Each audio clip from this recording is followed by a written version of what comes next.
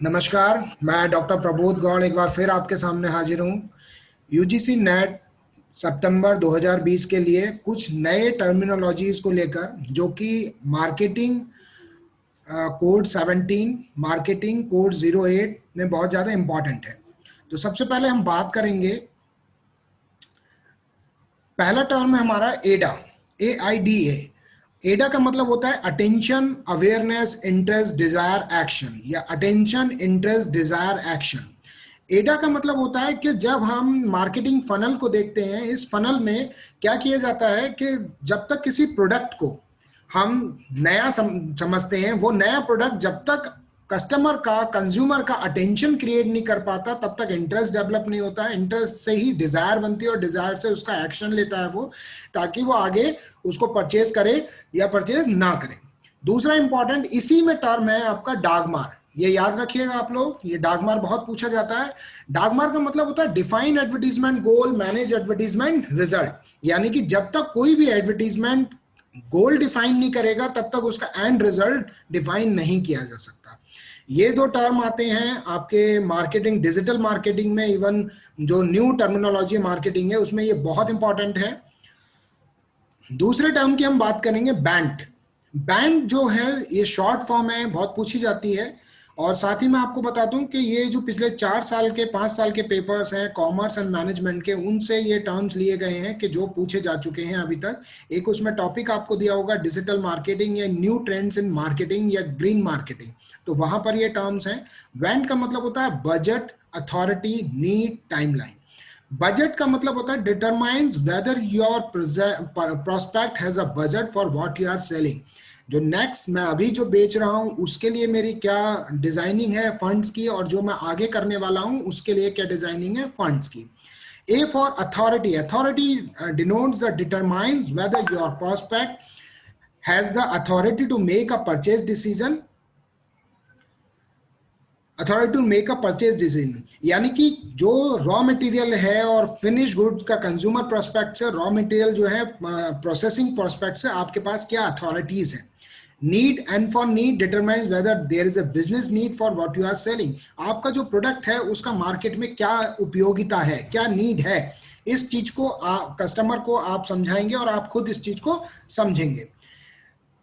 तीसरी अगली चीज है हमारा टाइमलाइन। टाइमलाइन का मतलब होता है कि determine the time frame for implementation. आपने क्या समय नियुक्त किया है कि कितने समय में आपका वो प्रोजेक्ट पूरा होकर और कस्टमर तक पहुंच जाएगा। ये बहुत पूछा जाता है बैंट, इस चीज को आप याद रखिएगा। जो हमारा थर्ड टर्म है आपका VR। VR का मतलब होता है बाउंस रेट। बाउंस रेट दो तरीके से मैं इसमें लिख दिया है ताकि किसी भी एंगल से आपको पूछा जाए आपसे गलत ना हो। वेबसाइट बाउंस रेट, दूसरा email bounce rate. Website bounce rate का मतलब होता है the percentage of people who lands on a page on your website and then leave without clicking on any time. Suppose करिए आप किसी भी वेबसाइट पर जाते हैं, उसमें बहुत सारी चीजें आप देखते हैं, लेकिन आपने किसी भी इंफॉर्मेशन को पढ़ लिया है लेकिन उस पर क्लिक नहीं किया है, तो इसका मतलब ये मार्केटिंग में कहलाया वेबसाइट बाउंस रेट। साथ ही जो दूसरा टर्म आता है वो है email bounce rate. Email bounce rate का मतलब होता है कि जब आपने जो ईमेल डाली वो ईमेल आपकी मिस हो गई, यानी कि आपने semi colon, colon, underscore, dot या कोई स्पेल मिस स्पेल कर दिया है, जिसकी वजह से वो पर्टिकुलर बंदे तक नहीं पहुंची। तो इसमें यहां ध्यान रखने की चीज है कि आपको मार्केटिंग में वेबसाइट बाउंस रेट या ईमेल बाउंस रेट, ये डिजिटल मार्केटिंग में और न्यू ट्रेंड मार्केटिंग में पूछा जा सकता है। हमारा फोर्थ टर्म है COS। COS का मतलब होता है content optimisation system. Content optimisation system का मतलब होता है टेक अ CMS यानी कंटेंट मैनेजमेंट सिस्टम। बहुत सारा डेटा वेबसाइट पर अपलोड किया जाता है, बहुत सारी इंफॉर्मेशन अपलोड की जाती है। वो इंफॉर्मेशन को हम क्या करते हैं, कस्टमर को डिलीवर करते हैं, कस्टमर की इंफॉर्मेशन को कंपनीज को डिलीवर करते हैं। तो उस इंफॉर्मेशन को ऑप्टिमाइज करना। ऑप्टिमाइज मतलब का मतलब होता है कि जितना हम उसको मैक्सिमम अपने मतलब की निकाल सकते हैं वो इंफॉर्मेशन उसमें से निकाल लेना। This is called content optimisation system. हमारा जो पांचवा टर्म है वो है cost per action. Cost per action digital marketing का बहुत इंपॉर्टेंट टर्म है। और ये 2014 के क्वेश्चन पेपर में आप देख सकते हैं, दिसंबर के आ भी चुका है। कॉस्ट पर एक्शन का अर्थ होता है, जो मीनिंग है, an internet advertisement model where the advertiser pay for each specific action someone takes. अब सपोज करिए कि आपने कोई अन अकेडमी का ऐड देखा, या आपने बायजूस का ऐड देखा, या आपने किसी और थर्ड पार्टी एकेडमिक इंस्टीट्यूशन का ऐड देखा। देखने के बाद वो आप उसको अगर क्लिक करते हैं, आप उसकी साइट पर जाकर उसको विजिट करते हैं, तो ये कहलाया CPA, cost per action. Cost per action का मतलब होता है कि like and impression, click, form submit और सेल्स, कि आपने उनकी वेबसाइट पर जाकर, उनके चैनल पर जाकर चीजों को क्लिक करा और क्लिक करने से एक बिजनेस को जनरेट किया। This is called cost per action. अगला जो टर्म है वो है CRO। CRO का मतलब होता है conversion rate optimisation. Conversion rate optimisation का मतलब होता है, यहां पे बहुत ध्यान से समझने की चीज है, ये भी पूछा जा चुका है। CRO stand for the process of improving your site conversion using design, technique, की ऑप्टिमाइजेशन, प्रिंसिपल एंड टेस्टिंग। कि जब हम साइट को इंप्रूव करते हैं, उसके कन्वर्जन को, उसके डिजाइन को, उसकी टेक्निक्स को, उसको ऑप्टिमाइज करते हैं ठीक कस्टमर के लिए, तो ये चीज कहलाती है डिजिटल मार्केटिंग या मार्केटिंग में कन्वर्जन रेट ऑप्टिमाइजेशन। यहां आपको एक चीज ध्यान रखने की है कि CRO, जो मैं पीछे थोड़ा सा ले जाके आपको दिखाता हूं, CRO, और इसके बाद होता है CTA का मतलब तो कॉल टू एक्शन। कई बार आपने विवेक बिंद्रा के लेक्चर सुने होंगे, और कई बार आपने माहेश्वरी जी के, और बहुत सारे ऐसे जो ऑनलाइन यूट्यूबर हैं, तो वो इस टर्म का बहुत ज्यादा यूज करते हैं। और मार्केटिंग में भी ये बहुत ही इमर्जिंग टर्म है, call to action. Call to action का मतलब होता है a text, link, button, image, some other types of babbling that encourages a website visitor to take an action। Suppose करिए आपने अपनी FB के पोस्ट पर नीचे एक बटन बना दिया, जिस बटन पर आपने लिखा कि आप मुझे वेबसाइट पर जोड़ सकते हैं, यहां से आप मुझे व्हाट्सअप कर सकते हैं, आप मुझे कॉल कर सकते हैं, तो ये कॉल टू एक्शन हुआ। ये बहुत ज्यादा पूछे जाने वाला, UPSC तक में ये पूछा जा चुका है कि कॉल टू एक्शन का मतलब क्या होता है, क्योंकि थोड़ा सा कंफ्यूजिंग वर्ड है कि call to action. Call to action से समझ जाना चाहिए कि एक ऐसी इमेज, एक ऐसा बटन, एक ऐसा लिंक जो आपको डायरेक्ट कनेक्ट कर देता है आपकी सर्विस प्रोवाइडर से।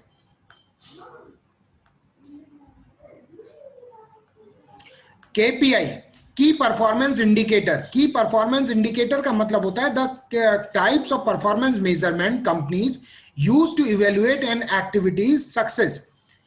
यानी कि परफॉर्मेंस मेजर कंपनी जो करती है, वो इवेल्युएट करती है कि जो आपकी स्ट्रेटेजीज थी, वो स्ट्रेटेजीज आपने सेलिंग की थी, एडवर्टीजमेंट की थे, या किसी भी चीज की थी, उस एडवर्टीजमेंट स्ट्रेटेजी से क्या परफॉर्मेंस निकल के आई, और उसमें से कौन सी स्ट्रेटेजी से परफॉर्मेंस निकल के आई। तो दो चीज यह समझने की कि क्या परफॉर्मेंस निकल के आई, और क्या कौन सी स्ट्रेटेजी से परफॉर्मेंस निकल के आई। दिस इज नोन एज की परफॉर्मेंस इंडिकेटर। इसको याद रखिएगा, KPI। अगला जो हमारा आठवां इंपॉर्टेंट टर्म है, that is called SLA, service level agreement. Service level agreement, ध्यान रखने की चीजें, यहां पर दो तरीके का एग्रीमेंट होता है। पहला, एक तो मार्केटिंग के बंदे के लिए, दूसरा सेल्स के बंदे के लिए। जब सेल्स का बंदा मार्केटिंग के बंदे से कोई कमिटमेंट करता है, या और मार्केटिंग का बंदा सेल्समैन के बंदे से कोई कमिटमेंट चाहता है, तो ये जो चीज कहलाती है, this is called SLA, service level agreement. यहां पर लिखा हुआ है, an SLA is an agreement between a company sales and marketing team. Company sales का मतलब हुआ कि जो उसकी सेल्स टीम है, और मार्केटिंग टीम जो उसको गाइड कर रही है, that defines the expectation, sales has the marketing and vice versa. कि वो अपनी एक्सपेक्टेशंस उसको डिफाइन करती है और उसको बता देती है कि किस तरीके की एक्सपेक्टेशंस हमारी हैं आपसे, कितनी सेल हम आपको महीने के एंड पर मांगना चाह रहे हैं, और कितना आप हमसे दे पाओगे। इसका उल्टा भी होता है। उल्टा ये होता है कि मैं इतनी सेल आपको तब दे पाऊंगा जब मेरी आप ये एक्सपेक्टेशंस पूरी करेंगे। अगला जो हमारा 9th टर्म है, ये नवा टर्म हमें जो करता है, ये 4 हिस्सों में डिफाइन करता है। कई बार ये पूछा गया है, मैं अपने प्रीवियस लेक्चर्स में आपको बता भी चुका हूं। Business to business. Business to business का मतलब होता है कंपनीज दैट सेल्स। तो 9 टर्म में मैं आपको बता रहा था, ये 9वां टर्म जो है, हमारे 4 टर्म्स हैं, ये अक्सर पूछे जाते हैं। B2B, B2C, CAC, इसको C2C भी बोलते हैं, और S2C। तो B2B का मतलब है बिजनेस टू बिजनेस। सपोज करिए कि स्कूल है या कॉलेज है, उसमें आपको घड़ी बेचनी है।